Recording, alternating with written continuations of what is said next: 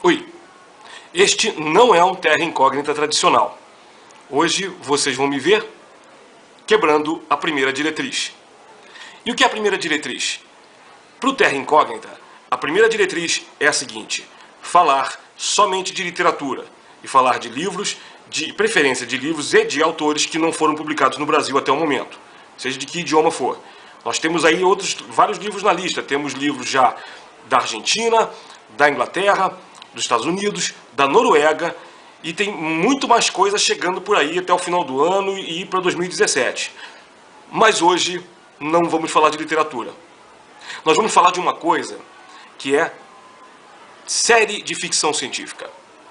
Eu sou fanático por série de ficção científica. Quem me conhece aqui, os meus alunos da PUC sabem disso, que eu toda hora, e a PUC também não teria como não falar, porque eu dou aula de roteiro de cinema e de games na PUC. E, entre outras coisas, eu estou sempre trazendo para eles e falando com meus amigos todas as últimas séries de TV que eu estou vendo. E ontem, eu estou gravando este programa no dia 9 de dezembro de 2016. Aliás, para quem não conhece muito cinema, ou para quem conhece, parabéns a Kirk Douglas por 100 anos de vida. É um marco muito importante para a história do cinema, e num ano em que a gente está perdendo tanta gente boa, tanto ator, tanto músico, tanta personalidade, tantas pessoas bacanas na nossa vida, é reconfortante saber que Spartacus continua entre nós. Mas não vamos falar de Spartacus hoje. Hoje nós vamos falar de um outro ator também de uma certa idade, já está na casa dos 80 mais ou menos, que é Sir Anthony Hopkins, de Westworld. Sim, Westworld. E se você ainda não viu, shame on you! Vergonha! Pare agora e vá ver, porque é o seguinte, aqui hoje tem spoiler.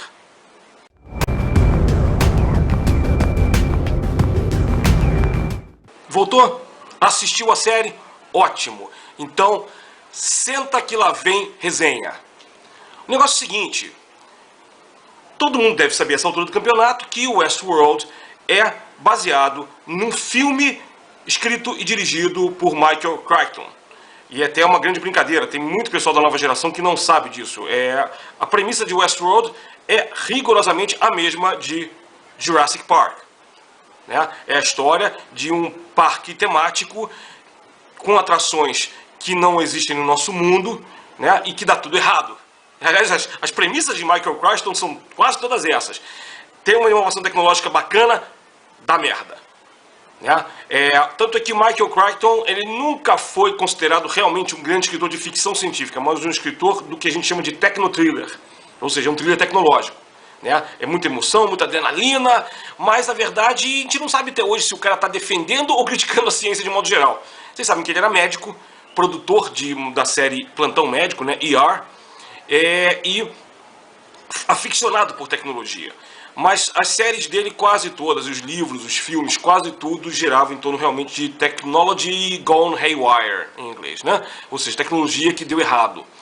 Geralmente por questão dos seres humanos.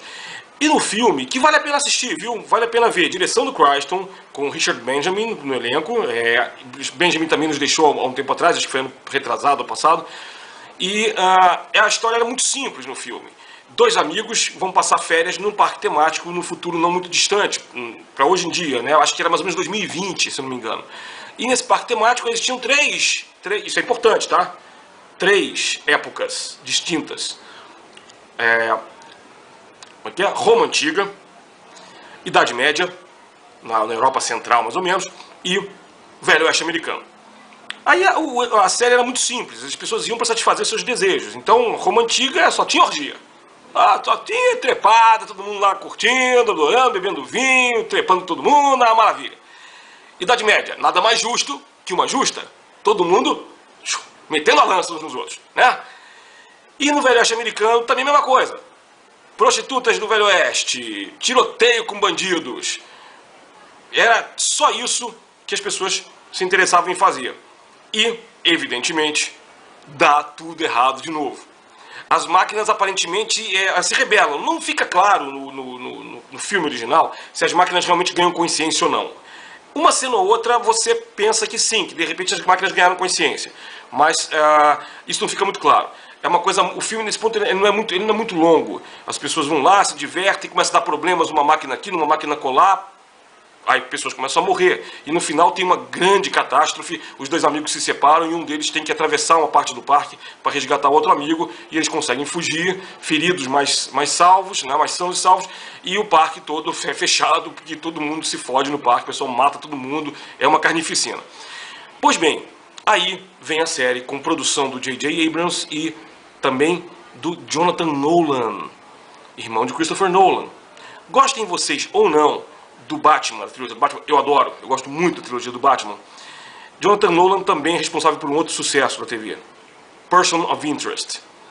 E olha que interessante, também tem a ver com inteligência artificial. Só que no caso do Person of Interest, o mundo é esse agora, pós 11 de setembro, e é um computador, um megacomputador que foi criado para combater o terrorismo e que está sendo mal usado pelo governo americano. E aí uma dupla começa a trabalhar com um backdoor, um sistema de backdoor no computador, para fazer justamente uma espécie de justiça pelas próprias mãos, para deter pequenos crimes em território americano.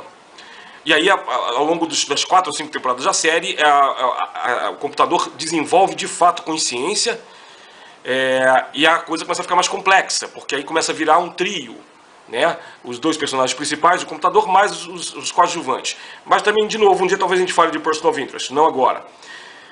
A premissa de Westworld se mantém, só que no parque temático que a gente vê agora, na série, é só o mundo do Velho Oeste. Mas de cara tem coisas muito interessantes. Quem for ver o filme vai ver que aparece um personagem de cara, que é o Homem de Preto, que é interpretado pelo Yul Brynner. E o Yul Brynner, ele faz um robô mau. A função dele é essa. Só que em determinado momento, ele vai ser um dos primeiros a se rebelar. Ele vai começar a matar as pessoas, né, à torta e à direito. Na série nova, já tem a primeira reversão de expectativa. Aliás, essa expressão é importante. Eu ainda não falei até hoje no Terra Incógnita sobre isso. Vamos falar muito disso hoje e talvez em outros programas.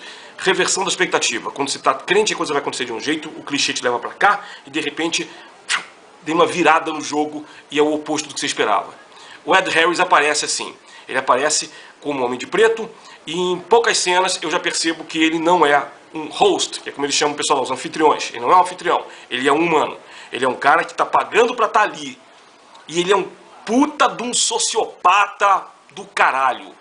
O negócio dele não é nem estuprar, ele já tá velhinho e tal, idade de 65, 66 anos, sem preconceito, mas enfim, o cara quer matar. E ele sai matando todo mundo que vem pra frente. Pela frente, os hosts, os anfitriões. Por quê? Porque eles não são humanos. Essa também é uma outra questão. Só que aí, a série vai nos mostrando um panorama mais amplo. Em Westworld, no filme, era mostrado o laboratório, era mostrado o pessoal que fazia os robôs, mas muito pouco. Nessa série, a ação se divide bem. E é mostrado muito o laboratório onde atua o Dr. Robert Ford, vivido pelo Anthony Hopkins. E o Anthony Hopkins, ele dá um show de expressividade. E é uma coisa muito interessante, que uma vez eu comentei sobre isso em Neuromancer, num trabalho meu, num livro meu. Os robôs acabam demonstrando uma gama grande de expressões larger than life. E os personagens principais da série, e o Hopkins é o maior deles, eles se expressam minimamente. São seres humanos que se expressam pequeno, devagar. Na verdade, várias pistas são dadas a respeito de que esse mundo do futuro, a gente não sabe em que época é. Eu estou chutando 2050, 2060, tá? Porque o mundo de Westworld, que ainda não existe, foi criado 30 e poucos anos antes, 33 anos antes, se eu não estou enganado. E aí, as coisas vão acontecendo de tal maneira que assim, você não percebe, em termos de tecnologia, a não ser os megacomputadores que eles têm na mão, onde eles fazem a programação dos anfitriões, que é uma coisa que talvez daqui a 5, 10 anos a gente possa ter aquilo ali, talvez menos. Mas você não tem nenhuma pista de em que época você está lá fora e nem de como está o mundo lá fora. Mas todo mundo é unânime em afirmar que o mundo lá fora é uma merda. E que o mundo lá fora é chato. Não nos dá nenhum prazer de viver. Não muito diferente do nosso, né? No momento que a gente está vivendo hoje na história do Brasil e do mundo. Mas enfim, não vamos entrar muito nisso agora. A questão é, na verdade, quando as pessoas estão ali, elas têm os seus maiores desejos atendidos. Elas estão pagando muito caro ali. Outra coisa de capitalismo selvagem do futuro, né? Você está pagando muito caro para matar, para estuprar. É uma coisa terrível isso. A gente não se dá conta disso. E a coisa não acontece de maneira super moralista, no sentido do clichê tradicional. As máquinas não saem por aí adquirindo consciência. Tudo acaba sendo parte de um plano muito elaborado pelo ex-sócio de Robert Ford. O sócio dele, Arnold, ele vai ser mencionado a série toda. No 7º episódio, nós vamos descobrir que Bernard, que é o principal criador lá do universo, lá daquele parque temático, e que não é amigo, mas ele é quase que um filho para o Robert Ford, quer dizer, ele se acha quase um filho, ele vai descobrir que ele também é um anfitrião. E essa foi a primeira da reversão de expectativa que eu tive nessa série, que eu comecei a ficar nervoso. Porque eu pensei assim, cara, essa série tá boa. Porque olha que interessante, Westworld tem uma coisa que poucas séries têm. Ela começa alto e ela continua alto. Tá? Ela não fica de picos e vales, para usar um termo de gráficos. Ela não faz com você uma coisa que você ficar toda hora desesperado. Não, ela começa alto na expectativa e ela mantém. Tá? Em inglês a gente fala assim, it delivers, cumpre o que promete. E o que promete é te mostrar uma história bem contada, uma história bem escrita. O roteiro dessa história toda é sensacional. Não é à toa. Jonathan Nolan escreve uma parte dos episódios e um outro também que é story editor é um cara chamado Charles Yu.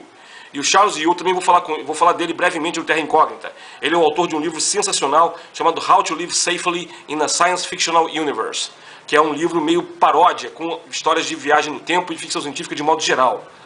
O Yu me surpreendeu, eu não esperava que ele estivesse na série. Foi uma surpresa agradável que eu tive e comecei a ver a série. E o 7º episódio, esse episódio justamente do Bernard, quem escreve é ele. E eu já comecei a ficar mais empolgado ainda. Eu comecei a ver esse episódio, eu vi o piloto na HBO, na casa dos meus pais. Eu não tenho televisão em casa, é uma ironia do destino para quem gosta de série de TV, mas enfim, ok. E HBO, meu pai também não tem HBO, mas a HBO é interessante. A HBO é um traficante, né? Primeira dose é gratuita. Abrem o sinal sempre que vai ter uma premiere de série. Bom, nesta parte aconteceu um problema, porque uma parte da gravação se perdeu. O que eu estava fazendo aquela brincadeirinha sem graça sobre a questão aí de como a HBO é meio traficante, porque oferece uma amostra grátis e depois o resto você tem que pagar. E comecei a falar da Dolores, que vivida pela Evan Rachel Wood, que abre a primeira cena, com ela abre a série, né, de Westworld. E aí eu vou começar a falar um pouco da Dolores, explico um pouco quem ela é e a partir daí toca o resto da gravação. Ela volta todos os dias como Matrix, porque os hosts eles são reprocessados. E até aí normal, a gente percebe que é isso que tem que acontecer mesmo, é normal, você está num parque temático, o brinquedo quebra, você vai lá e conserta o brinquedo. Só que você começa a ter a dimensão de como isso pode ser pavoroso quando isso é visto pelo lado das pessoas que estão lá, dos seres, né, dos hosts. Com a Dolores isso não vai acontecer. A Dolores, por incrível que pareça, ela alcança a consciência de uma maneira muito sutil, com esses lapsos de memória que ela vai alcançando. Mas aparece outra personagem, que é a cafetina do puteiro local, vivida pela Tandy Newton. E a Tandy, que é uma atriz fantástica, ela também tem uma elaboração mental muito poderosa com o personagem dela. Ela vai, de repente, acordar também em um momento determinado, quando ela está sofrendo uma espécie de autópsia por dois personagens, que aliás vão ser alívios cômicos da série, que é um cara que é chinês ou coreano, não sei, e um cara que é bem brancão, white male, americano, cis hétero, babaca pra caralho. E eles, o tempo todo, eles ficam ali nessa relação com a personagem dela. E a personagem dela vai adquirir consciência ali na mesa. Ela vai levantar da mesa, apavorada, achando que o que aconteceu comigo, onde é que eu fui transportada, e ela vai chegar no momento em que ela vai ver, numa espécie de caixa de vidro, todos os hosts daquela época, daquela sessão dela, inclusive um cowboy que ela conhece muito bem, que é o William Marsden, que é o Ciclope de X-Men. Ele tá ali também sendo reprocessado. E aquela cena, gente, é incrivelmente poderosa porque ela parece um pouco campo de concentração. Vocês já viram filmes que os campos de concentração, que as pessoas são colocadas nuas nos fornos ou tiradas ali, jogadas em valas? Não é muito diferente. Eu tenho certeza de que isso foi feito de propósito. Mas não é para chocar gratuitamente. Tanto que a cena não... Eles são colocados de maneira robotizada. Mas é interessante também, se a gente parar para pensar, que judeus, curdos, várias raças, várias etnias, né? Negros africanos da diáspora trazidos para cá para a escravidão, todo mundo nesses primeiros momentos é considerado não humano.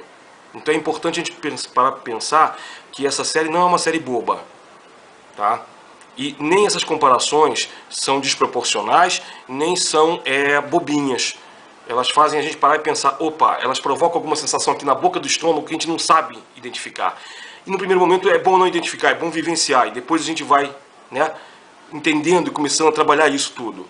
Então vejam, o que acontece ao longo dessa série com esses personagens todos? Eles vão adquirindo consciência. O interessante é que quando vai chegando perto do final, as personagens todas vão convergindo para algumas coisas. Convergindo, né, e são mais ou menos 2 focos de convergência. O foco de convergência da Cafetina, vocês me desculpem, esqueci o nome da personagem agora. O foco de convergência da Cafetina é a tentativa dela de fugir de Westworld e ir para o mundo exterior.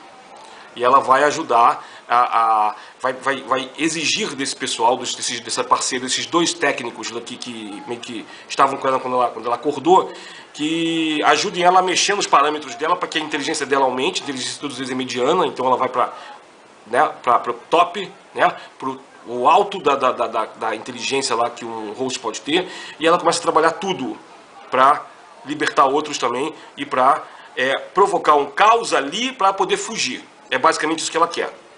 Só que vai chegando no final, no meio do episódio 10, ela vai descobrir que até isso foi programado nela. Talvez ela não tenha consciência, talvez ela não tenha inteligência. Ou se tem, não a coisa é determinista. Ela não tem livre-arbítrio. Ela fica puta, ela decide ignorar. Quando o Bernard mostra pra ela que tudo aquilo ali já está programado, inclusive o desejo dela de fugir. E quem fez isso? Arnold. E a gente vai descobrir no último episódio que o Bernard foi feito à imagem e semelhança do Arnold, que realmente morreu. Mas antes de morrer, ele provoca tudo isso para destruir o Westworld. Para destruir, porque ele quer que os hosts continuem vivendo conscientemente. E o Robert Ford não acredita nisso. Ou melhor, ele acaba acreditando no final, mas ele prefere ignorar. Dizer, não, eles não são livres. E ele é aquele cara, na verdade ele age como um nazista, que acha que está fazendo bem para eles, porque eles podem ser inteligentes, mas e daí? Eles não têm, é melhor viverem assim. Aquela condescendência de quem trata um inferior, de quem acha que é superior, o que é mais perigoso, torna o personagem do Anthony Hopkins uma coisa muito mórbida e muito difícil de olhar em determinados momentos. Assim como o personagem do Bernard, é terrível que ele tenha que se sentir triste o tempo todo, porque ele foi programado para isso. Ele tenta lutar contra essa programação, mas é muito complicado. E quase todos esses personagens vão convergir para outra cena final. A personagem da Thandie Newton, ela consegue pegar o trem para fugir de Westworld. A Dolores, ela quer descobrir o centro do labirinto, que é uma coisa que o personagem do Homem de Preto quer também.